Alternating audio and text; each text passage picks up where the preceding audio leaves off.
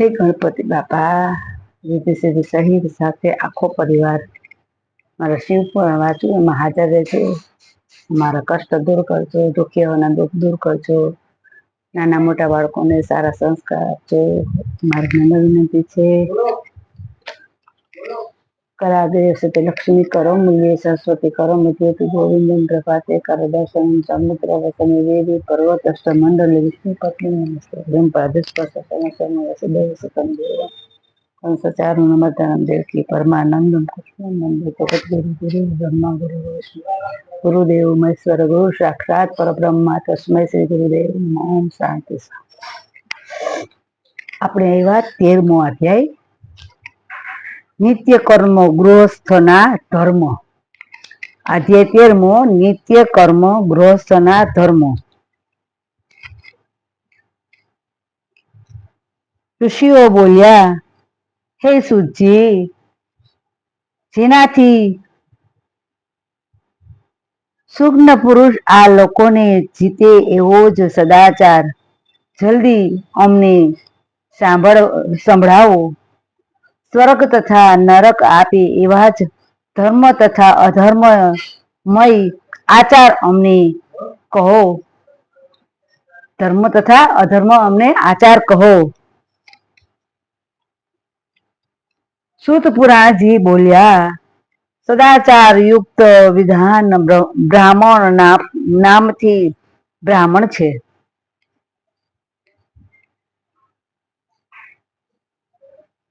કેમ કે વેદ તથા તેના 3 આચાર વાળો જ બ્રાહ્મણ છે. એક ગુણ વાળો બ્રાહ્મણ કહેવાય છે. અલ્પ આચાર તથા અલ્પ વેદ જાણનાર રાજસેવક ક્ષત્રિય કહેવાય.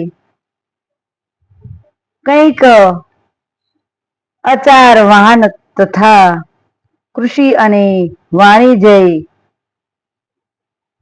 કરનાર વૈશ્ય કહેવાય. પોતાની મેળે કૃષિ કરનાર બ્રાહ્મણ શૂદ્ર કહેવાય. કેમ કે બ્રાહ્મણે આયત કાળે પણ નોકર દ્વારા કૃષિ કાર્ય કરવાનું પણ પોતે સ્વહસ્તે કદી કરવું નહીં એમ કહેલું છે. ઈર્ષા તથા પરદોષ કરનાર બ્રાહ્મણ ચોંડાલ કહેવાય. પૃથ્વીનો પાળનાર રાજા કહેવાય. પૃથ્વીને પાળનાર રાજા કહેવાય. બીજા ક્ષત્રિયો કહેવાય. ધાન્ય દીક વેચનાર વૈશ્ય કહેવાય. ને મણિ મુક્તાદિનો વિક્રમ કરનાર વાણિક કહેવાય. બ્રાહ્મણ ક્ષત્રિય તથા વૈશ્યની સેવા કરનાર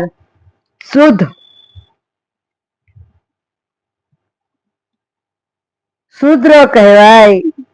કેવળ કૃષિ કરનાર શૂદ્ર કે દ્રણબી જાણવો બીજાઓને દ્રશ્યું ચોર જાણવા. સર્વ મનુષ્યોએ બ્રહ્મ મુહૂર્ત વખતે ઉઠી પૂર્વાભિમુખ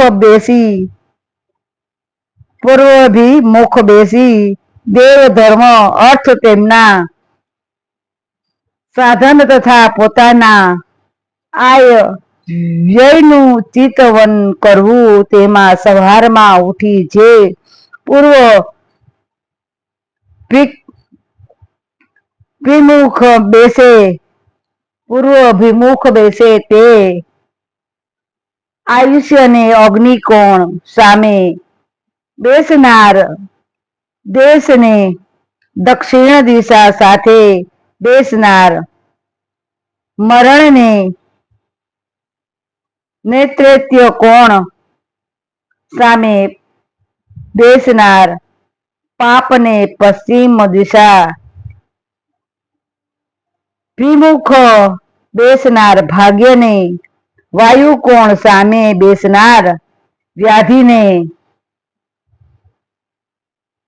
ઉત્તરાભિમુખ બેસનાર પૃષ્ટિ તથા ઈશાન કોણ સામે બેસનાર શક્તિને પામે છે. ઈશાન કોણ બેસનાર શક્તિને પામે છે. રાત્રિના છેલ્લા પ્રહરે ઉષકાળ જાણવો ને તે પ્રહર અર્ધ સધી કહેવાય છે. તે વખતે ઉઠી બ્રાહ્મણોએ વિષ્ટા મુખનો ત્યાગ કરવો. તે કેવી રીતે કે માથે વસ્ત્ર વીટી ઘરથી પણ બહાર દૂર જઈ ઘરથી બહાર દૂર જઈ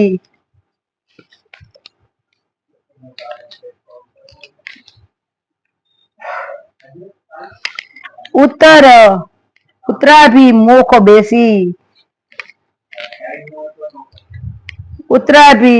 બેસી અથવા તો તે દિશામાં પ્રતિબંધ હોય તો બીજા દિશામાં સામે બેસી જળ, અગ્નિ, બ્રાહ્મણ તથા દેવીની સામે ન થાય તે રીતે વામ હસ્તથી પણ લિંગને ઢાંકી, દક્ષિણ હાથથી મુખને ઢાંકી મળત્યાગ કરી ઉઠી પાછો તે મળને જોવો નહીં. જળમાંથી બહાર લીધેલા જળથી શૌચ કરવું અથવા તો દેવ, પિતૃ તથા ઋષિના તીર્થમાં ઉતર્યા વગર જ બીજા જળાશયમાં લીધેલા જળને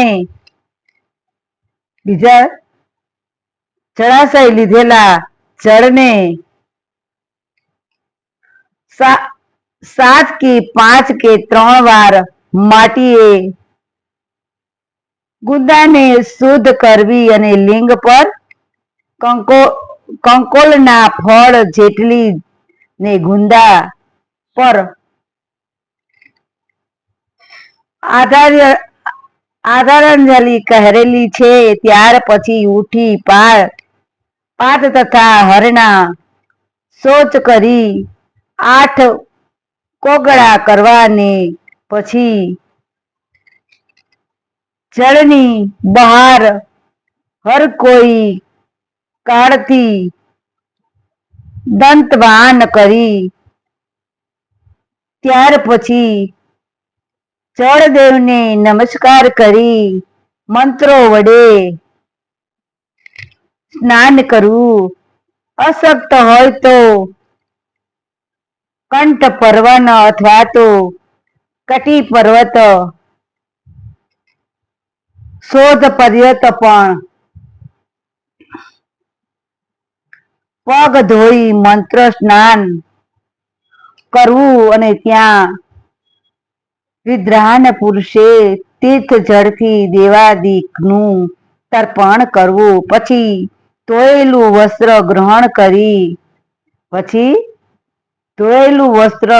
ગ્રહણ કરી 5 કચ્છે કરી ધારણ કરવું અને ઉત્તર્ય પણ ધારણ કરવું. કેમ કે સર્વ કર્મોમાં ઉત્તર્ય ધારણ કરવું એ કહેલું છે.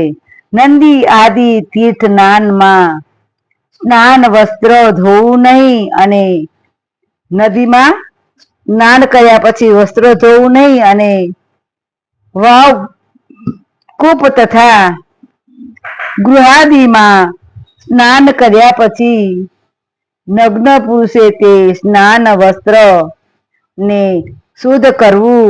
હે બ્રાહ્મણો, શિલા તથા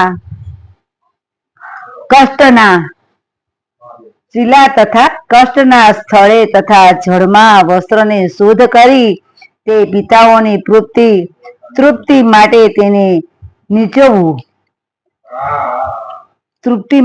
તેને નીચવવું અને ત્યાર પછી ચાંબલ ઉપનિષદમાં કહેલા મંત્રો વડે ભસ્મથી પણ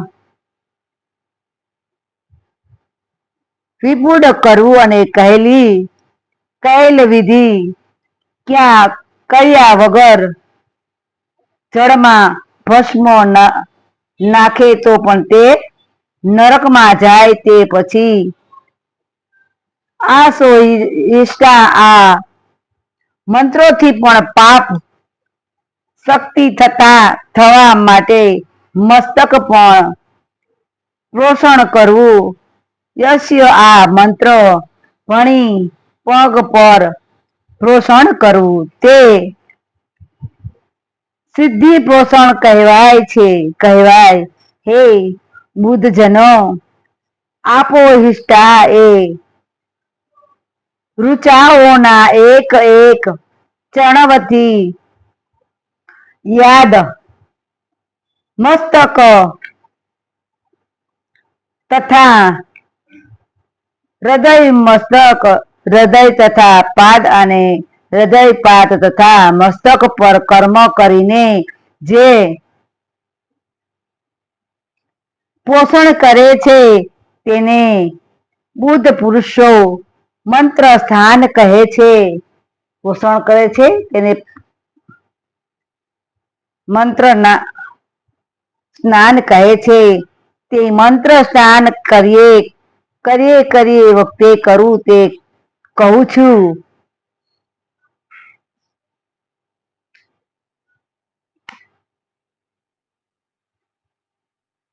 સાધારણ અપવિત્ર વસ્તુઓ સ્પર્શ થયો હોય ત્યારે, શરીર સ્વસ્થ ન હોવા ત્યારે રાજાનો તથા દેશનો ભય હોય તે વખતે તથા મારો જતી વખતે એટલે કે ઠેકાણે અગતિક હોવાથી મંત્ર સ્નાન કરવું. પ્રાતકાળે સૂર્યનું વાસને સાયંકાળે અસન્યાસનું વાક્યથી જળ પાન કરી મધ્યમાં વળી પૂર્વની પેઠે માર્જન કરવું. હે બ્રાહ્મણો, પ્રાત સંધ્યામાં જળ વખતના જેવી ગાયત્રી મંત્રો ભણી ઊંચે 3 અધ્યય આપવા. મધ્યાહન સંધ્યા વખતે મંત્ર સહિત સૂર્યને એક આદ્ય આપવો. સંધ્યાકાળ વખતે પશ્ચિમ દિશા સમી ઉભા રહી જળ લઈ પૃથ્વી પર નાખવું અને પ્રાત કાળે તથા મધ્યાહન કાળે અધ્યા જળમાં અંગુલી વડે નાખવું અને અંગુલીઓના છિદ્રમાંથી લંબ એવા દિવાકરને જોઈ પોતાને પ્રદક્ષિણા કરી શુદ્ધ આચમન કરવું. સાયકાળે મુહૂર્તથી પણ અગાઉ કરેલી સંધ્યા તથા થાય છે. સંધ્યા વૃથા થાય છે કેમ કે તે કંઈ જ સંધ્યાનો વખત નથી.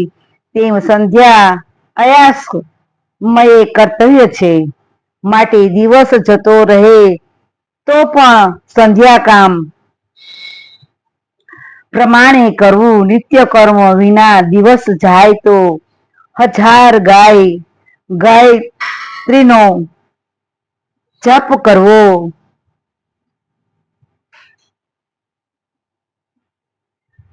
1000 ગાયત્રીનો જપ કરવો. 10 દિવસ જાય તો 1,00,000 ગાયત્રીનો જપ કરવો. માસ એકના નિત્યનો લોપ થાય તો ફરીથી ઉપનમય કરવું અને ગૌરી ગૃહ વિષ્ણુ બ્રહ્મા ઇન્દ્ર તથા યમ એ દેવોનું પણ અર્થ સિદ્ધિ માટે જળથી તર્પણ કરવું. તે પછી બ્રહ્મા પણ કરી શુદ્ધ આચમન કરવું.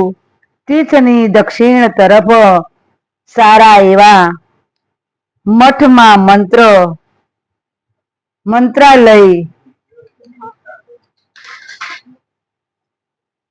કે દેવાલયમાં અથવા તો ઘરમાં નિયમિત એક સ્થળે આસન પર સ્થિર બુદ્ધિ કરી સુજ્ઞ પુરુષે સર્વ દેવતાઓને નમસ્કાર કરી પ્રથમ પ્રણવનો અભ્યાસ કરી પછી ગાયત્રીનો અભ્યાસ કરવો અને જીવ બ્રહ્મનો એક્યવાળો પ્રણવ છે એમ જાણી પછી પ્રણવનો અભ્યાસ કરવો. હવે આપણે 13મો અધ્યાય અડધો લીધો છે, અડધો કાલે લેશું. મોટો છે તો મારા વડીલો ભાઈઓ બહેનોને મારે નમ્ર વિનંતી કે બીમાર હોય એ લોકોને ખાસ બચાવજો. અને બાળકો વાંચે તો આપણા ઘરમાં ખોટા જે અમુક તો એટલા ટેન્શનમાં આવી જાય છે કે શું કરવું શું ના કરવું, તો એ આપને કષ્ટી ન આપે એવી મારી નમ્ર વિનંતી કે બધા જ બેસી સાથે વાંચીએ. તો એવી મારી નમ્ર વિનંતી છે. ક્યારેક ક્યારેક તો ભગવાન એવી કષ્ટી આપી દે છે કે શું કરવું શું ના કરવું આપણે કઈ સૂઝે જ નહીં મગજમાં. તો આપણે કોઈ દિવસ ઘરમાં રીધી સીધી શાંતિ દે એટલા માટે બાળકો નાના મોટા બધા બેસીને સંભળાય તો સાંભળો, બાકી નકર ન સંભળાય તો વડીલો બીમાર હોય એને ખાસ નમ્ર વિનંતી છે કે તમે ખાસ બચાવજો. બધાને મારા જય શ્રી કૃષ્ણ, જય માતાજી. નોરતાના જય માતાજી.